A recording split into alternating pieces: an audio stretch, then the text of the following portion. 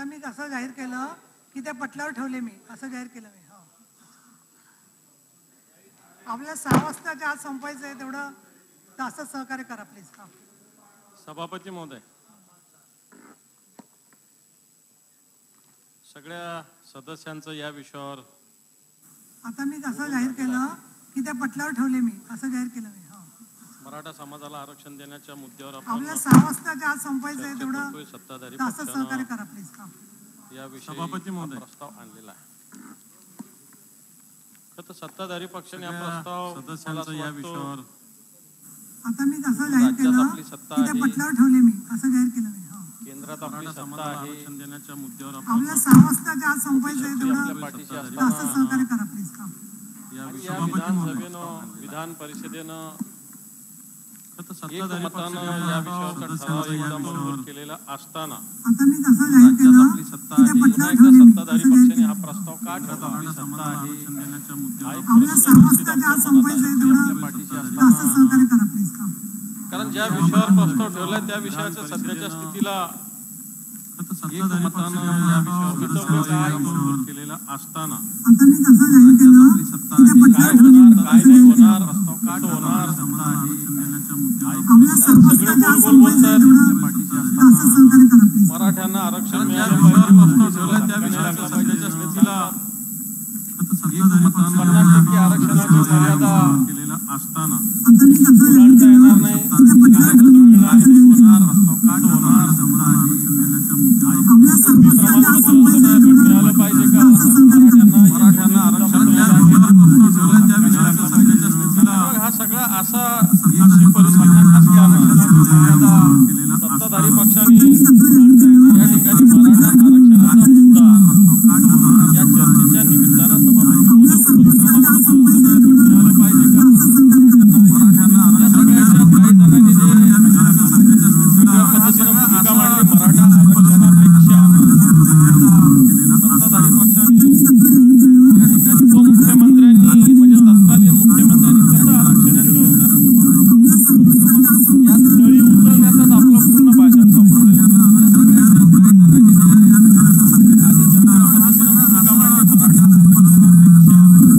म्हणून जे सभागृहाचे सामान्य सदस्य प्रवीणजी असतील, लाडमंत्र्यांनी म्हणजे तत्कालीन मुख्यमंत्र्यांनी एकच भूमिका, देवेंद्र फडणवीसांनी आरक्षण दिलं, देवेंद्र फडणवीस आरक्षण दिलं, देवेंद्र फडणवीसांनी आरक्षण दिलं, तर आता गेलं कुठं?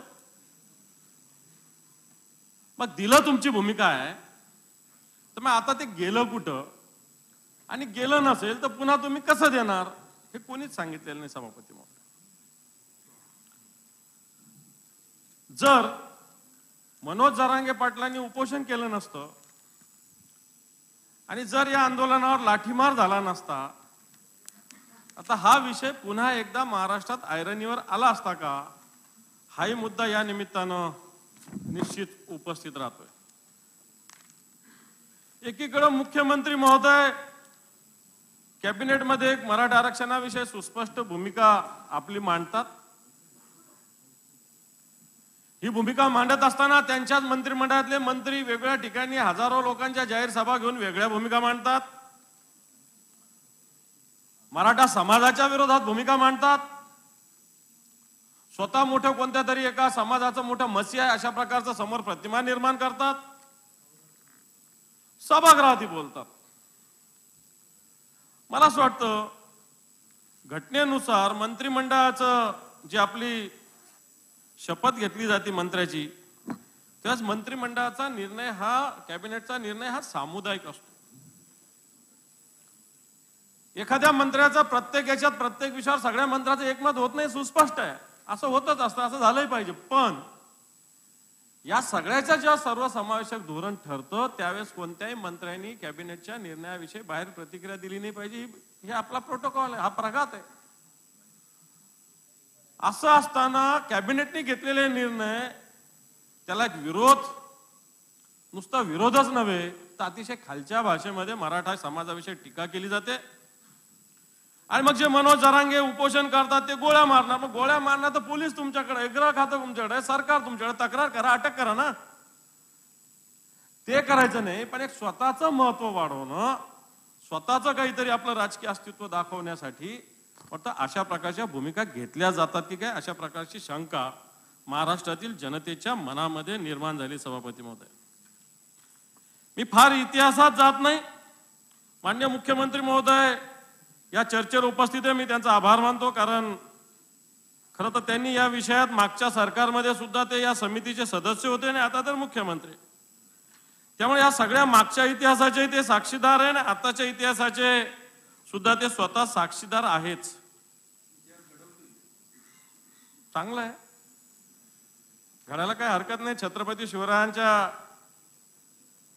प्रतिमेला जाऊन त्यांनी शपथ घेतलेली आहे आणि त्याच्यामुळे इतिहास घडावा ही अपेक्षा महाराष्ट्रातील सर्व मराठा समाजाला निश्चित आहे. सभापती महोदय, इतिहासात जात असताना हे आरक्षण कसं मिळणार हे कोणीच बोललेलं नाही.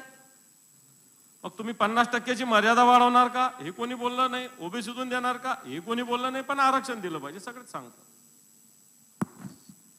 आणि म्हणून या सगळ्या विषयामध्ये सुस्पष्ट भूमिका सरकारने सभापती महोदय मांडण्याची वेळ आलेली आहे. जर 50%ची मर्यादा आपल्याला वाढत नसेल तर माझ्याकडं वेगवेगळ्या राज्याचे आकडे आहेत. आंध्र प्रदेशमध्ये आता 60% आरक्षण आहे, अंदमान निकोबार मध्ये 50च आहे, अरुणाचलमध्ये 80% आहे, आसाम मध्ये 59%, बिहार मध्ये 60% आहे, छत्तीसगड मध्ये 69% आरक्षण आहे, दिल्लीमध्ये ते 59%, गुजरात मध्ये ते 58% आहे, हिमाचल मध्ये 59% आहे, झारखंड मध्ये ते 60% आहे, कर्नाटक मध्ये 60%, केरळ मध्ये 60%, मध्य प्रदेश मध्ये 60%, त्याच्यानंतर मेघालयामध्ये 80%, राजस्थान मध्ये 59%, सिक्कीम मध्ये 85%, तामिळनाडूत 69%, तेलंगणात 60%, त्रिपुरात 60%, पश्चिम बंगालमध्ये 55% आणि उत्तर प्रदेशमध्ये सुद्धा 60% आरक्षण आहे. जर हे आरक्षण या राज्यात एवढे टक्के असतील तर मग महाराष्ट्रातील या आरक्षणाला 50%ची मर्यादा इंदिरा साहनी प्रकरणामुळे का लागलेली आहे याच्याविषयी केंद्राच्या सरकारला किंवा सुप्रीम कोर्टात कोणी भूमिका मांडणार आहे का? कारण जर बाकीच्या राज्यामध्ये अशा प्रकारे आरक्षणाचं टक्केवारी असेल तर मग महाराष्ट्रात ही भूमिका सुप्रीम कोर्टाने काय घेतलेली ही आपल्याला विचारावं लागेल. सभापती महोदय, आणि म्हणून या सगळ्या विषयामध्ये आताच्या घडीला ही सगळा आरक्षणाचा इतिहास मी जात नाही. छत्रपती शाहू महाराजांनी आरक्षणाची भूमिका, नंतर अण्णासाहेब पाटलांनी याच्याविषयी मोर्चा काढलेला, या महाराष्ट्रातला पहिला आरक्षणाचा मुद्दा मोर्चा स्वर्गीय अण्णासाहेब पाटलांनी काढलेला. आणि या सगळ्याच्यात अण्णासाहेब पाटलांच्या नावाने शिवसेना प्रमुख माननीय बाळासाहेब ठाकरे यांच्या नेतृत्वाखाली जेव्हा या महाराष्ट्रात सरकार होतं तेव्हा अण्णासाहेब पाटील आर्थिक विकास महामंडळ स्थापन केलं गेलं होतं. मोठ्या भीमदेवी थाटात सांगितलं जातं अण्णासाहेब पाटील महामंडळ मराठा समाजातील तरुणांसाठी केलेलं आहे. सभापती महोदय, अण्णासाहेब पाटील महामंडळातून गेलेली फाईल बँक मंजूर सुद्धा करत नाही. ठीक आहे, सरकारने काय प्रोव्हिजन केलं असेल 300 कोटी 200 कोटी 500 कोटी, परंतु अण्णासाहेब पाटील आर्थिक विकास महामंडळातून गेलेली फाईल बँकावाले उभा सुद्धा करत नाही. या बँकांना कोणी विचारणार का नाही? आणि मग अण्णासाहेब पाटलांच्या नावाची नुसती घोषणा करायची, परंतु ही बँकेचा फायदा जनतेला कोणत्याही पद्धतीने होत नाही याच्याविषयी सुद्धा भूमिका मला असं वाटतं प्रसाद लाड यांनी मांडलं होतं. प्रसाद लाड यांनी फार बोलले या सगळ्या विषयात. तर प्रसाद लाड यांनी हे केलं, अण्णासाहेब पाटील बँकेची भूमिका सांगितली, तर प्रसाद लाड यांनी सांगावं त्यांच्या कंपनीचं इतकं सुद्धा या अण्णासाहेब पाटील संस्थेचं सभापती मध्ये आर्थिक प्रोव्हिजन नाही. आणि मग अशा पद्धतीनं नुसत्या घोषणा करायच्या, ह्या सगळ्या करत असताना मग सारथीची घोषणा झालेली आहे. परवाच अजितदादांनी या ठिकाणी भूमिका मांडली, 1300 मुलांनी सारथीसाठी अर्ज केला. किती जणांना तुम्ही देता? 200 जणांना. मराठा समाजातील विद्यार्थ्यांसाठी सारथीची घोषणा केलेली आहे. तर मग तुम्ही आधी घोषणा सरसकट केली होती, नंतर तुम्ही 200ची मर्यादा आली. माझं म्हणणं आहे की किमान या वर्षी जेवढे अर्ज आले सारथीचे तेवढ्यानं केलं पाहिजे. परंतु हे कोणत्याही गोष्टी होत नाही. उलट सारथीच्या माध्यमातून ज्या पद्धतीनं त्या विद्यार्थ्यांची काय दिवे लावले अशा पद्धतीची खिल्ली उडवली गेली. तुम्ही काय दिवे लावले? तुम्ही काय दिवे लावलेले? या मंत्रिमंडळातून काय दिवे लावले? या महाराष्ट्राची आर्थिक स्थिती तुम्ही कुठे घेऊन चाललेले? आणि म्हणून अशा पद्धतीनं या सारथीचा सुद्धा फायदा मराठा समाजातील विद्यार्थ्यांना कोणत्याही प्रकारे होत नाही. 200 विद्यार्थ्यांच्या मर्यादा सरकारने ठेवल्या. आपण सभापती महोदय, या सगळ्या विषयामध्ये मुद्दामहून काही गोष्टी केल्या जातात, मुद्दामहून दिशाभूल केली जाते. आम्ही आरक्षण दिलेलं आरक्षण महाविकास आघाडीच्या सरकारच्या काळात टिकवता आले नाही असे सुद्धा आरोप या ठिकाणी सभापती महोदय होत असतात. आम्ही जे आरक्षण दिलं ते आरक्षण या सरकारला टिकवता आलं नाही अशा प्रकारची भूमिका काही ठिकाणी सभापती महोदय मांडलेली गेलेली आहे. आता मला याच्यात सांगा, जर त्यावेळेस जे वकील होते तेच वकील याही वेळेस आहे, वकिलांची नियुक्ती उलट महाविकास आघाडीचा सरकार आल्यानंतर कपिल सिब्बल आणि अभिषेक मनू सिंघवी सारखे आणखी 2 वकील याच्यात ऍडिशनल केले गेले. जुने जे वकील होते तेच पुन्हा 2 वकील. मला असं वाटत नाही या भारतातला कोणी माणूस कपिल सिब्बल किंवा अभिषेक मनू सिंघवी या वकिलांच्या भूमिकेविषयी कोणी बोलू शकेल. हे सगळं होत असताना त्यावेळेसच्या सरकारला केंद्राच्या सरकारने पूर्णपणे सभापती महोदय असहकार केलेला आहे. वाटतं शिंदे साहेब सुद्धा त्याचे साक्षीदार असतील. 28 फेब्रुवारी 2021 ला तत्कालीन मुख्यमंत्री उद्धव ठाकरे यांनी केंद्राचे कायदा न्याय मंत्री रविशंकर प्रसाद यांच्याबरोबर बैठकीची विनंती केली होती. 12:30ला बैठक होती. त्यांनी सांगितलं मला 12:30ला वेळ नाही, 4ला करा. 4ला सुद्धा ते बैठकीला उपस्थित राहिले नाही.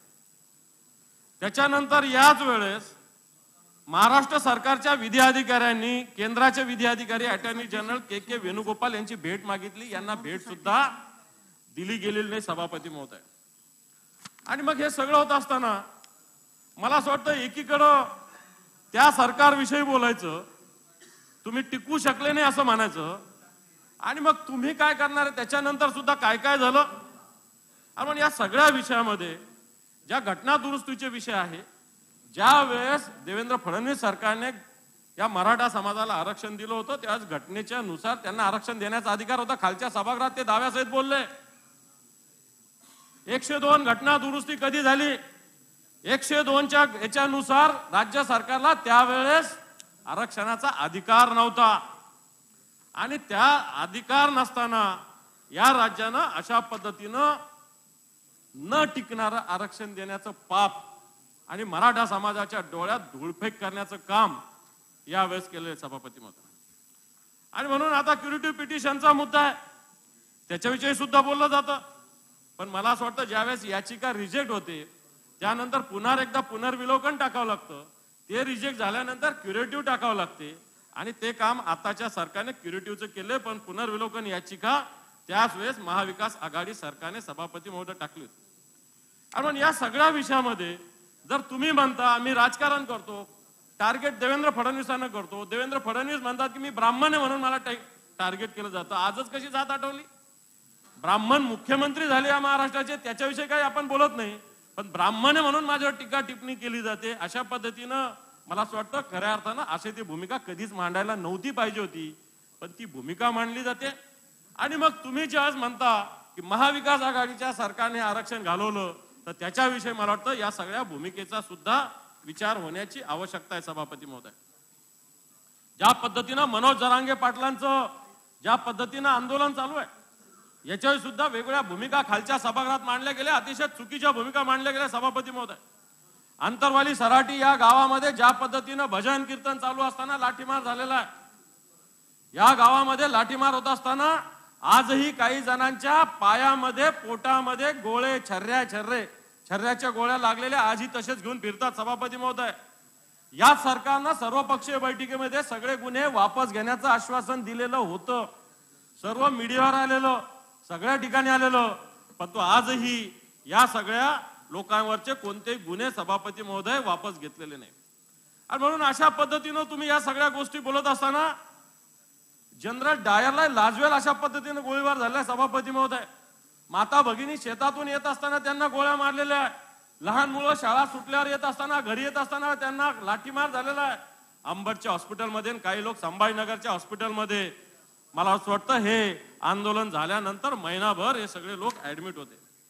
आणि म्हणून अशा पद्धतीने या सगळ्या लाठीमार होत असताना एक मनोज जरांगे सारखा एक मराठा समाजातील तरुण ज्या पद्धतीने आवाज उठवतोय आणि त्याच्या मागे समाज उभा राहतोय, वाटतं हे समाज उभा राहत असताना निश्चित काही जणांच्या पोटात गोळे उभं राहत असतील, काही जणांना राजकीय हस्तक्षेप म्हणत असतील, काही जण कोणीतरी राजकीय याच्या मागे असं म्हणत असतील.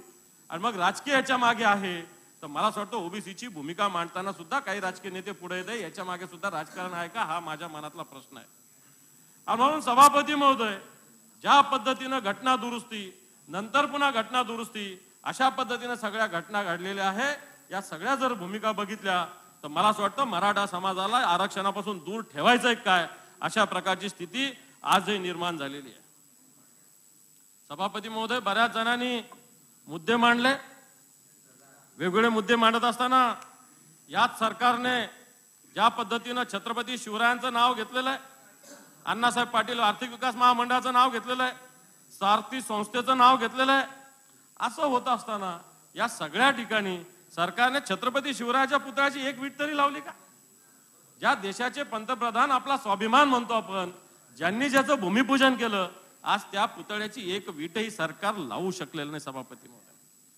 आणि म्हणून असं सगळं होत असताना मागास आयोगाच्या अध्यक्षांनी राजीनामा दिलेला आहे, त्याच्या सदस्यांनी सुद्धा राजीनामे दिले. सभापती महोदय, मला एक सांगा, ऐन भरात ऐन गरज असताना अशा पद्धतीनं मागासवर्गीय आयोगाच्या अध्यक्षांचे राजीनामे, सदस्यांचे राजीनामे येतात.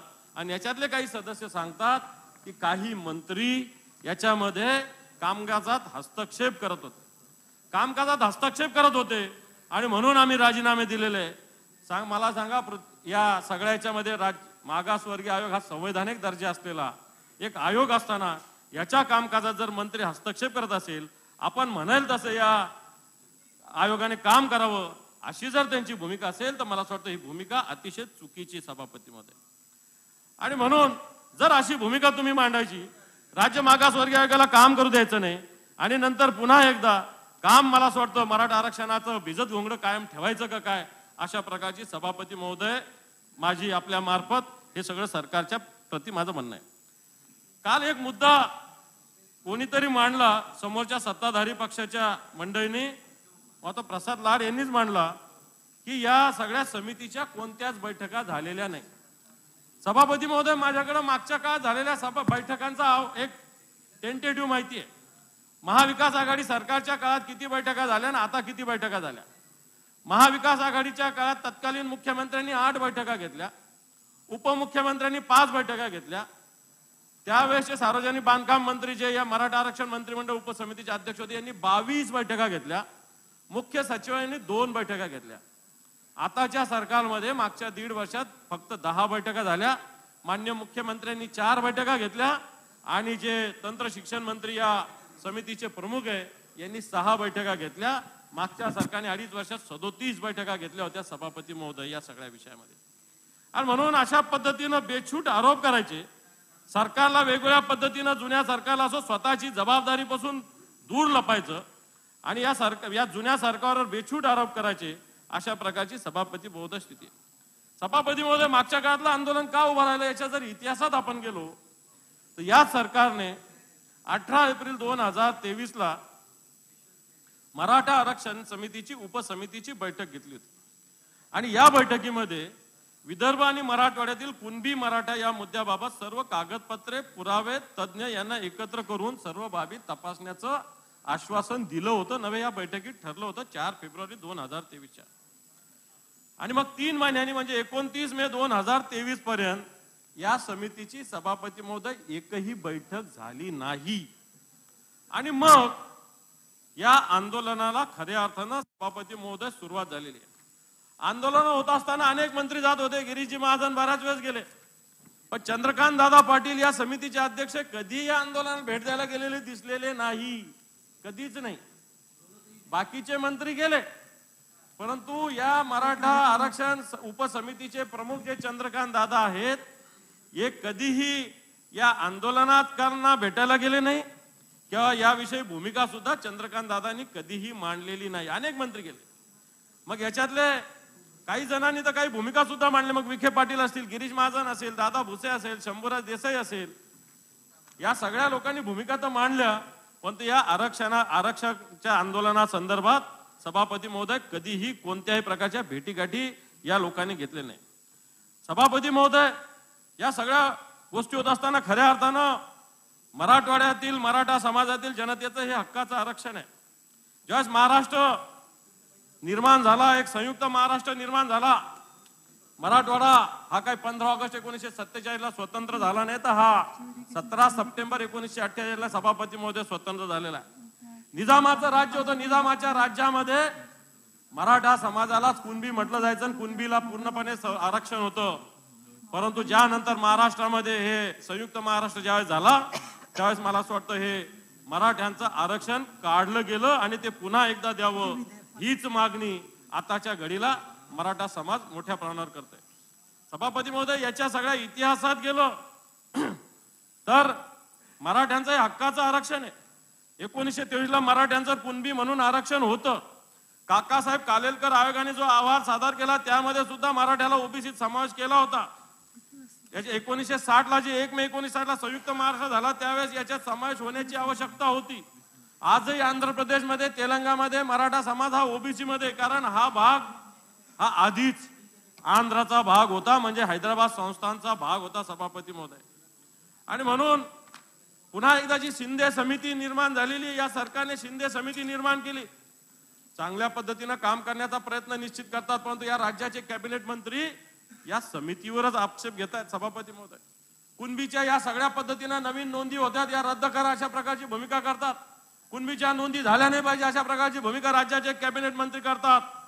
आणि मला असं वाटतं याच्याविषयी माननीय मुख्यमंत्री असेल, उपमुख्यमंत्री असेल, या भूमिकेवर कोणत्याही प्रकारे आपल्या भूमिका मांडत नाही, उलट मूग गिळून गप्प बसतात. अशा प्रकारची स्थिती सभापती महोदय या सगळ्या विषयामध्ये. आणि म्हणून या सगळ्या इतिहास जर बघत गेला की आज मराठा समाज खऱ्या अर्थानं या सगळ्याच्यामध्ये अतिशय याची आर्थिक स्थिती अतिशय खराब आहे. सभापती महोदय, आज या सगळ्या मराठा समाजाची स्थिती जर बघितली, आत्महत्या केलेले शिक्षक, जे शेतकरी आहे, सकाळी आपण एक आकडेवारी सादर केली, 2,500 शेतकऱ्यांनी मागच्या 1 जानेवारी पासून आतापर्यंत आत्महत्या केली. सभापती महोदय, या सगळ्या याच्यामध्ये मराठा समाजाचे 80% शेतकरी या सगळ्या याच्यामध्ये आत्महत्या केलेल्यामध्ये. आणि म्हणून शेतकरी असेल, सर्वसामान्य मराठा समाजाची आजची स्थिती अतिशय खऱ्या अर्थानं दयनीय आहे. मोठ्या प्रमाणावर मराठा समाज शेती करतोय, आज उद्योगधंद्यामध्ये मराठा समाज येऊ पाहतोय, परंतु या ठिकाणी आरक्षण आहे. शिक्षणामध्ये मराठा समाजात जाऊ पाहतोय, या ठिकाणी आरक्षण आहे. आणि म्हणून अशा स्थितीमध्ये मराठा समाजामध्ये अस्वस्थता निर्माण झालेली आहे.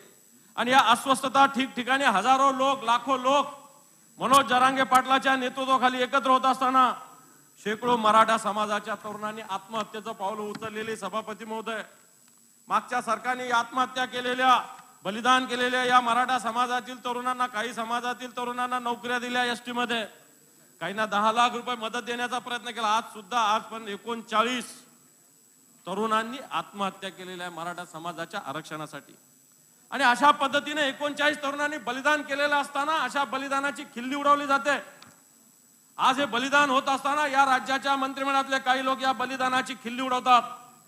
आज शेतकऱ्यांची आत्महत्या होत असताना, मराठा समाजातील शेतकरी मोठ्या प्रमाणात आत्महत्या करत असताना त्याची सुद्धा खिल्ली उडवली जाते. सभापती महोदय, या सगळ्या विषयात इतिहासात जात असताना जर नीट खोलात जर गेलं तर नारायण राणेच्या समितीनं काय म्हटलं होतं आणि आज नारायण राणे काय म्हणतात, त्यावेळेस त्यांच्या समितीनं काय म्हटलेलं आहे, त्याचा जर अभ्यास केला तर आज नेमकं त्याच्या विरोधात ते बोलत आहे. आणि म्हणून अशा पद्धतीनं ज्या ज्या ठिकाणी वेगवेगळ्या पद्धतीनं समाजाची भूमिका न घेता एक राजकीय भूमिका या ठिकाणी सभापती महोदय घेतली जाते. आज एकीकडे मनोज जरांगे पाटील म्हणतात कार्यक्रम करू, तर त्यांनी धमकी दिल्या म्हणतात, पण एक कोणतरी ओबीसीचे नेते बबनराव तायवाडे ते तर सांगतात हातपाय तोडू. त्यांना काय म्हणायचं? जर बबनराव तायवाडे सारखे कोण नेते ते सांगतात हातपाय तोडू, कोणाचे हातपाय तोडू? मराठा समाज एक लढाऊ समाज आहे. 58 मोर्चे झाले सभापती महोदय, देशात नव्हे परदेशात सुद्धा मोर्चे झाले. मराठा समाजाला संघर्ष करायचा असता, हिंसेचं पाऊल उचलायची असती तर या 58 मोर्चापैकी एखाद्या मोर्चात तरी असं हिंसक पाऊल उचललं गेलं असतं. पण तो मराठा समाज हिंसक नाही. पण ज्यावेळेस कोणी अंगावर येईल तर त्याला सोडणार नाही, ही सुद्धा मराठा समाजाची स्थिती आहे. आणि म्हणून कोण ओबीसी नेते बबनराव तायवाडे सारखे जर हातपाय तोडण्याची भूमिका घेत असतील तर मला वाटतं त्याच्याकडे सुद्धा सरकारने बघितलं पाहिजे. एक मनोज जरांगे नुसतं आम्ही करेक्ट कार्यक्रम करू, एक बोली भाषा आमच्याकडे, तुमचा कार्यक्रम करतो असं म्हणतात. त्याला काय लागतं? त्याला काय कार्यक्रम करू म्हणजे काय गोळी मारू? अरे मनोज जरांगे एक साधा 2 पत्र्याच्या घरात राहणारा कार्यकर्ता आहे. जाऊन बघा त्याचं घर, गळतं, टपटप गळतं, मातीचं घर आहे, फरशी सुद्धा त्याच्या घरामध्ये नाही, अशा घरात तो राहणारा कार्यकर्ता आहे. आणि अशा कार्यकर्त्याला वाटतं धमकी या राज्यातल्या कॅबिनेट मंत्री देतात आणि एकीकडे बबनराव तायवाडे सारखे लोक हातपाय तोडण्याची भूमिका घेतात. मला वाटतं मराठा समाजाचा अंत काही लोक बघतात. आणि म्हणून या सगळ्या स्थितीमध्ये मराठा समाजाला आरक्षण देत असताना खऱ्या अर्थानं केंद्रानं या आरक्षणाची मर्यादा 50% पर्यंत नेण्याची आवश्यकता आहे. याच्याविषयी कोणीच बोलत नाही.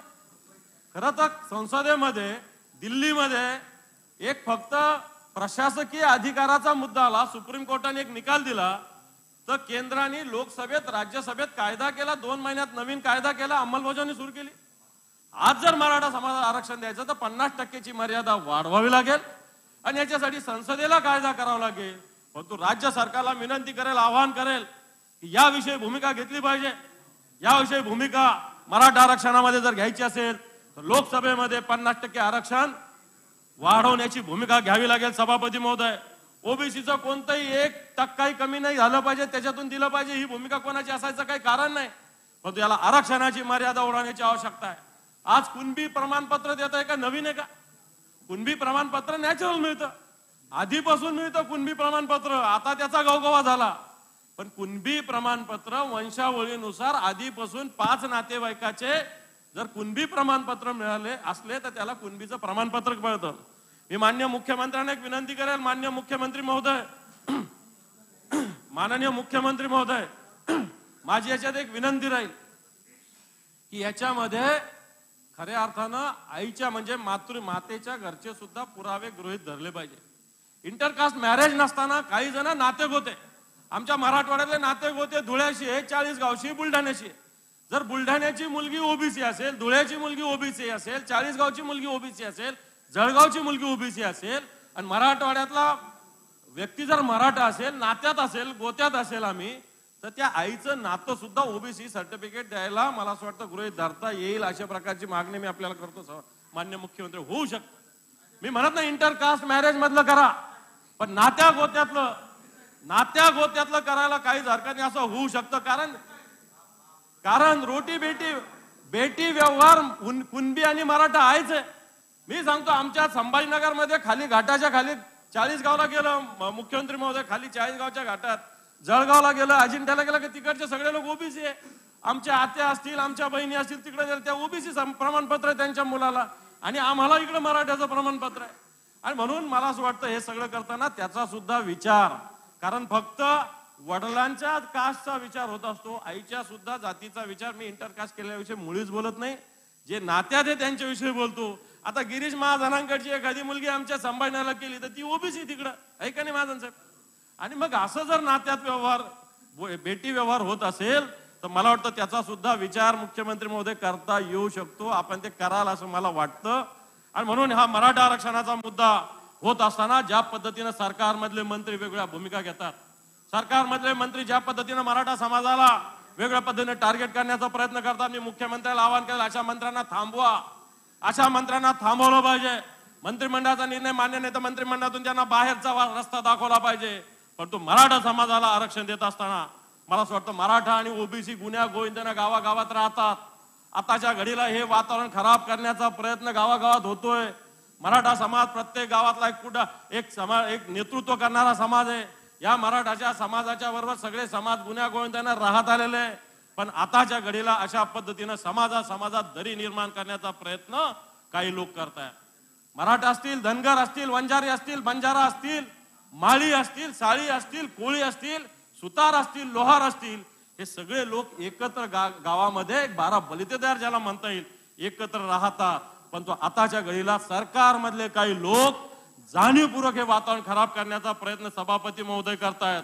आणि म्हणून येणाऱ्या काळामध्ये या आरक्षण देताना एक क्रांतिकारक पावलं आपल्याला उचलावं लागतील. खऱ्या अर्थानं मराठा समाजाला आरक्षण देत असताना ओबीसीना न्याय मिळाला पाहिजे.